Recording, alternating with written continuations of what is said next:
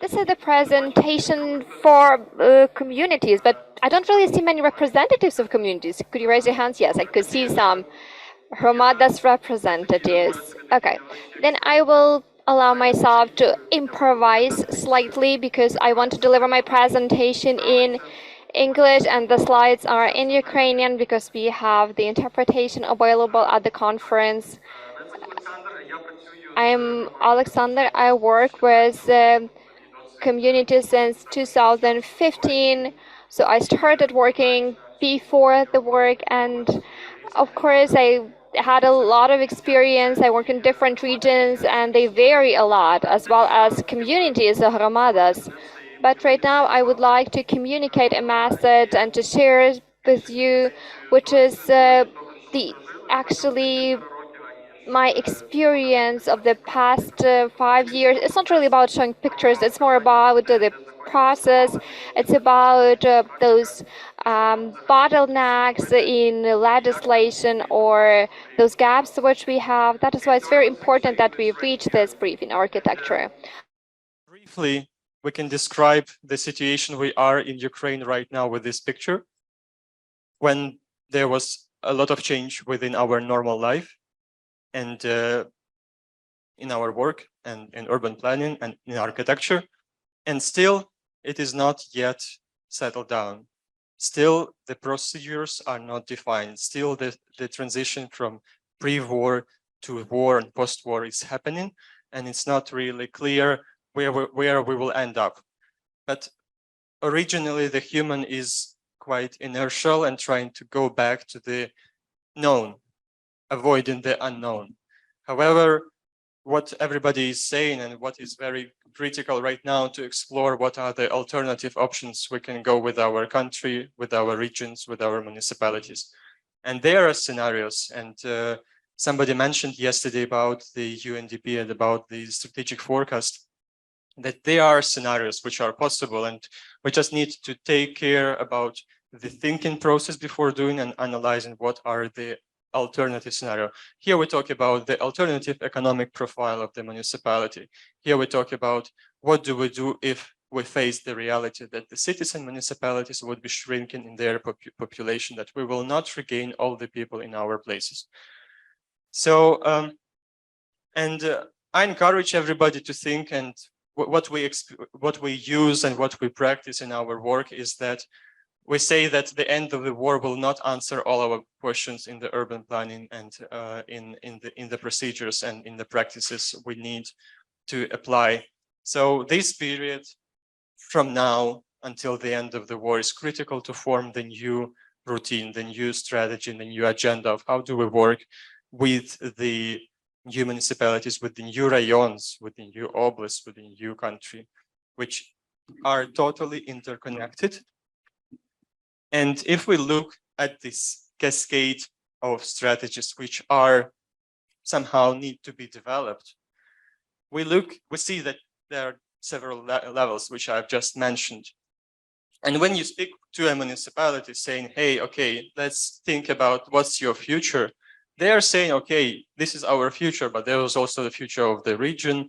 There's also a future of the national strategy and country. And please give us this вихідні дані for this future planning, because the decentralization reform was happening and it never ended up on this peak. So there were not solved questions. There were not self-sustaining municipalities. So if municipality cannot make it happen with the budget before the war to serve their needs, how is it expected to serve their needs when the war has started and the losses are present? So if we take the municipality, then there is a certain cascade which they are expecting to be able to work in. Oh, sorry. And it doesn't work like that.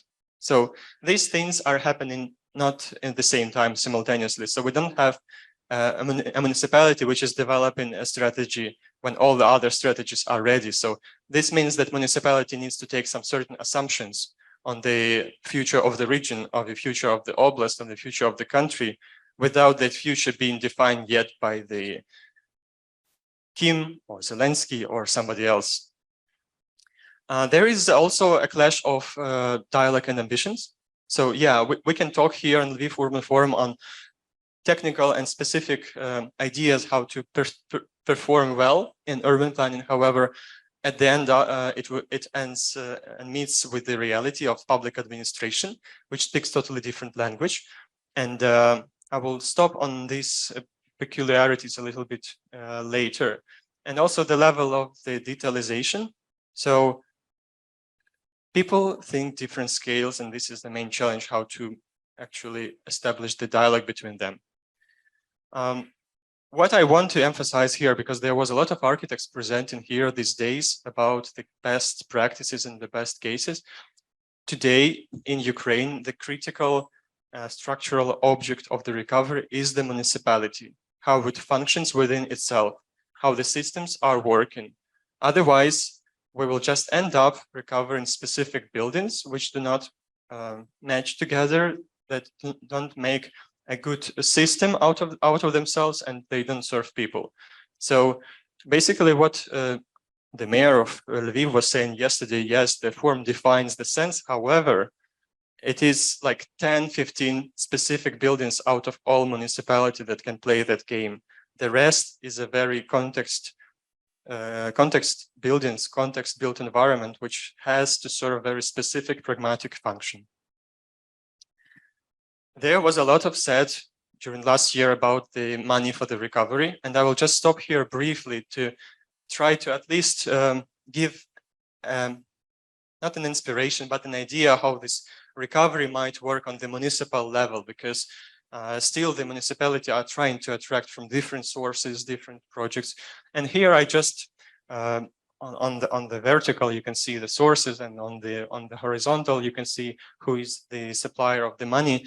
And there are very obvious cross sections where this combination works already, from government to the government. But I would like to stop a little bit later on what is the hidden potential on this table. So when we talk about the municipality, it is very critical that we do not mix municipality with Vykonkom or with the city administration, because the municipality is something bigger and more diverse. So here we talk about the critical dialogue between business with the civic organizations, civic society organizations, and with the specific people living in the municipality. What we have faced throughout our work in the municipality is that the level of mistrust was accumulating decades by decades. And right now, the municipalities which are now entering the recovery process, they have a gap of this understanding each other and believing each other. And we can have the perfect plan. However, it would be never implemented because it would be blocked on various levels.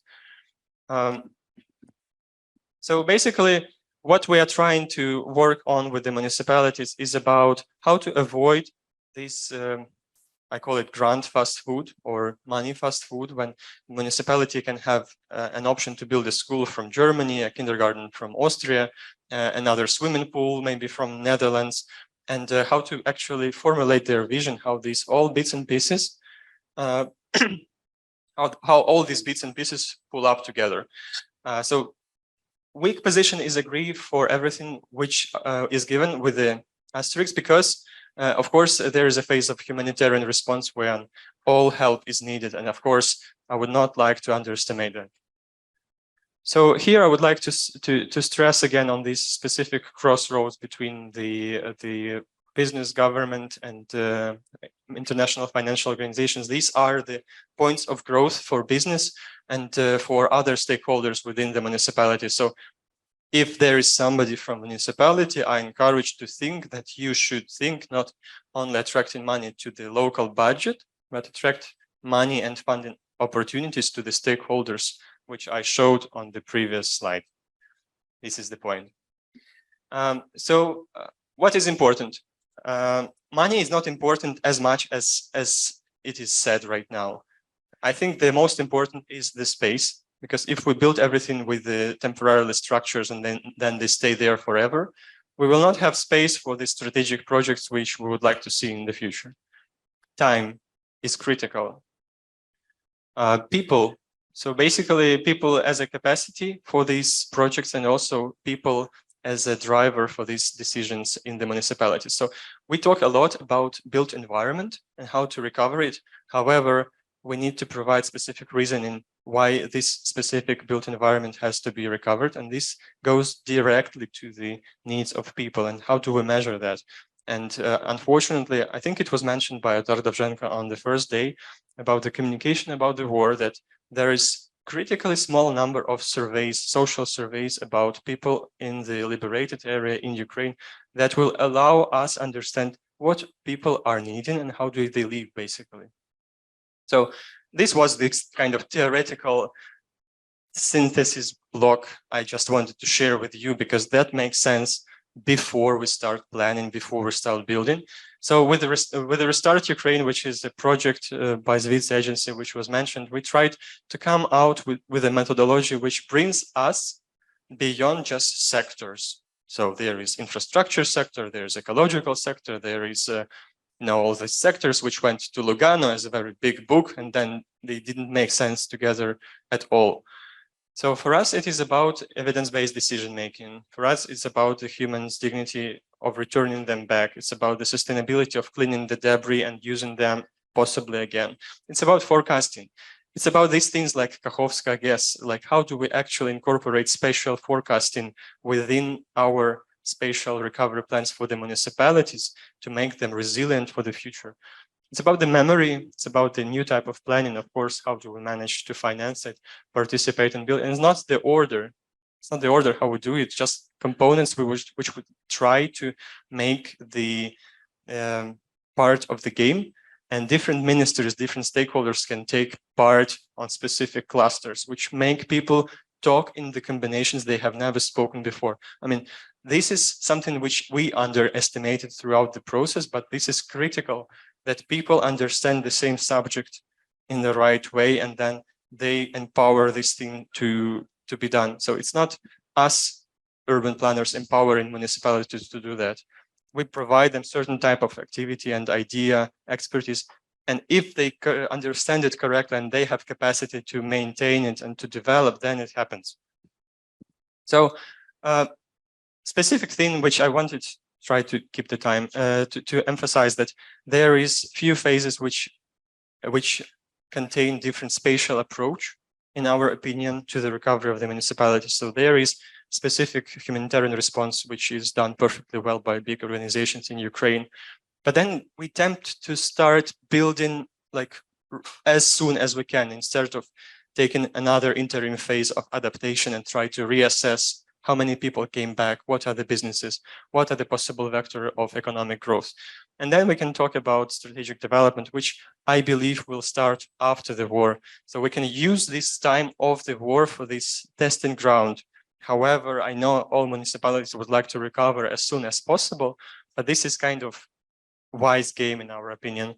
So this is something we were mentioning, that if we use all the vacant space very quick, then we basically block our development in the future. So that was very, again, theoretical without any examples, but I will try to emphasize not on the all projects, but on some bits of cities we have worked in Ukraine. So we have started in 2022 with Chernihiv, thinking like, okay, this should be a right example with the right mix of different typologies, history, environment, different type of damage, different type of housing. So basically what we advocated was evidence-based decision-making. The access to data was very small and limited.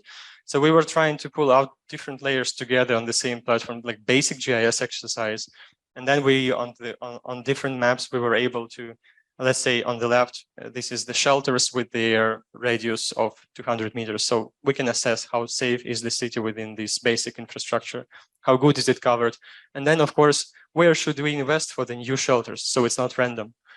For the next one, it was these black squares. It was the UN satellite. When the data was not available, nobody submitted any reports on the damage. We were able to see which areas of Chernihiv were damaged. And then together with the survey with the locals, we were able to actually make it more precise and understand like how many square meters were lost, and then come up with the ideas of what could be the substitution instead of rebuilding the same houses, or how can we densify specific areas. So all these decisions were coming from the data. And then, of course, one of the strategic pillars for this blue-green environment infrastructure on the left, how do we expand the river and the green corridors into something good for this for the city, because the history of Chernihiv is very specific. Ukrzaliznytsia was not able to evacuate people from Chernihiv because the bridge was blown down, and the river became the main obstacle and the barrier for people to leave the city. And how do we actually plan the city that the river is not the barrier, river is not the something which bothers us, but is part of the city's life? There is another example for Melitopol, which is yet occupied. And on the February 2022, we were almost ready with GIZ, with the integrated urban development concept for the city and for the rayon, which is Melitopol and another 10 municipalities around, which brought us to the conclusion that they are so much interconnected among themselves, and we cannot exclude the intermunicipal cooperation, because they were all in the left. You can see how many sectors were overlain within the spatial structure. So if we think about the municipal recovery, we cannot avoid, because otherwise this intermunicipal recovery and cooperation, because we will not sustain and maintain by ourselves. And how can we imagine that spatial? Is a good question.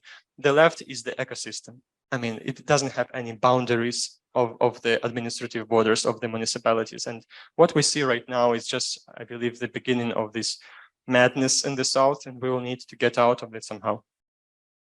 Very fresh example from Voznesensk and Mykolaiv region, which was just drawn in the field last week, where we can actually come to the municipality and try to apply all those principles, mapping the critical infrastructure. And I will not go through all these notes because you cannot see them, but I will tell you a story that how the well-being of the people is connected to the constellation of stakeholders within the municipality. So there is one old leather production, because in the Soviet time, this leather production served entire region with the leather for shoes and for other stuff. And they built the canalization facilities for the city.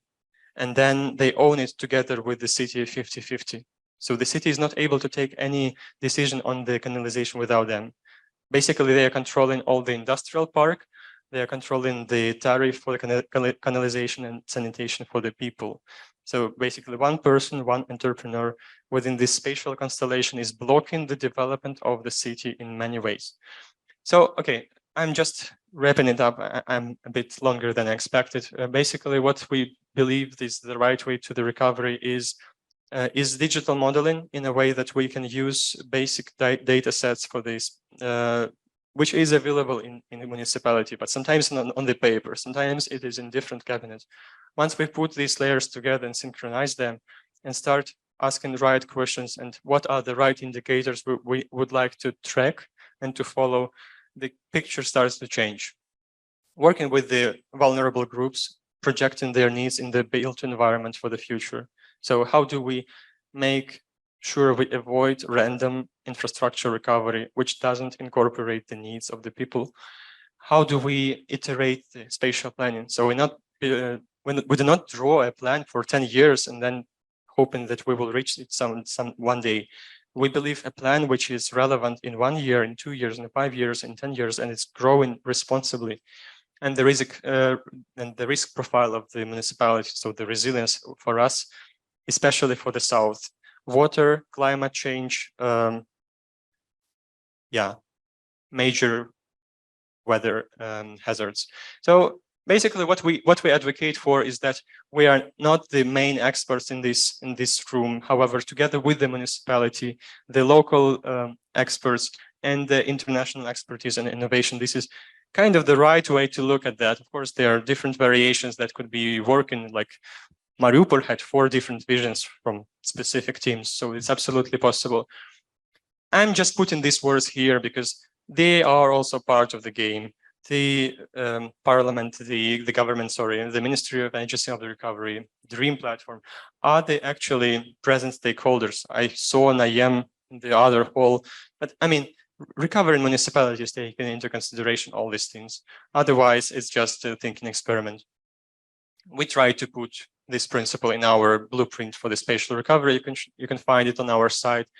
And here I'll wrap up. Yeah, thanks for your attention.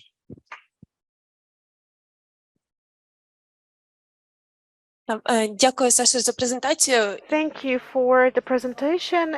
And just as a follow-up, I would like to say that you made several juxtapositions in your presentations and offered a kind of a reframing so that we have to focus on the institutions, not on the projects, that we have to look not on sectors, but on the certain phenomena which unite them and look beyond. And also, I have a question about your work. So you need some informal new tools to work this way. So can you say you're inventing these tools, or maybe you are reinventing the ones that already exist? It's a good question. Thank you, Natalia. I can't say that we have already invented everything and we're, well, doing great. We are now, witnessing this effect of, well, broken communication in communities, because, well, we can establish good communication within, well, our team. Like, for example, if we talk about water, in Voznesensk there are two rivers, so we need to take into account logistics, recreation, and also drinking water supply. So within our team we can do it quite easily, but when we start working with the municipality, that becomes more difficult, because we meet different people who have certain procedures they use in their work, and they can only operate within certain allowed frameworks, so they cannot do what they can do what is allowed them, what they are allowed to do. And well, there is also the factor of NGOs and expert organizations, and if we work all together, then the possibility of dialogue is becoming theoretically possible. And from the beginning of the process, we haven't implemented any strategy yet, so we're only moving, we're only getting there. Thank you. Thank you. We have more questions.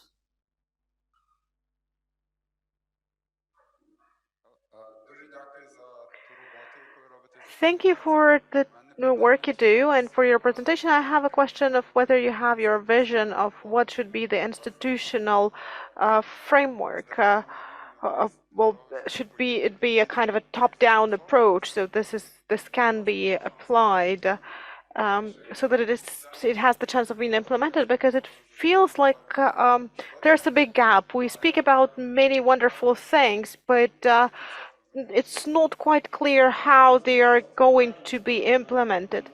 Thank you for your question, and we've been thinking about this, and Chernihiv was a very sobering experience for us, because we got into a kind of a political dead end where we underestimated the conflict between the mayor of Chernihiv and the ruling party there. So there were very, many intricacies we didn't take into account. So how do we scale this up and explain our approach to, the top authorities? Well, I don't think we need to persuade the ministry, because they are already advocating many things like that. They understand that rebuilding is necessary. They have this dream platform.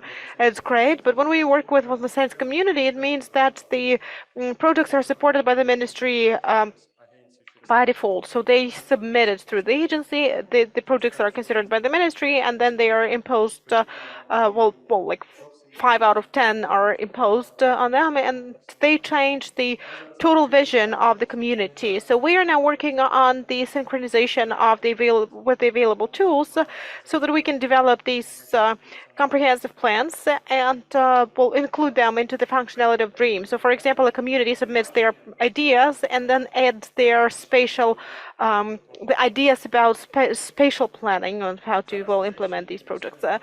we still have this gap in our legislation. So we are proceeding from the comprehensive plan of development of territories to the programs of complex recovery, of comprehensive recovery. And this transition has not happened yet. We are somewhere in the middle. Therefore, I think that it's important to create this flow. We'll go from bottom to the top, and it will actually will help us deal with this top-down approach, because they need to rebuild 1,000 communities, so they will be using these typical solutions to do that. So our task is to dilute this approach a bit, and our problem is that we still don't have this critical mass. We all have some ideas, we do have lectures about recovery, but this is the first Ukrainian forum which I've been participating in, and this is the first time I can discuss these things with many colleagues while there are many other events happening abroad. So I think that the first thing we need to do is to have a kind of a uniform opinion about something, and then we can move forward, because saying that the ministry is doing bad things, it's not an effective approach. Thank you. Do we have any other questions? We've had several representatives of the communities, so maybe someone would like to express their opinions or share their experience.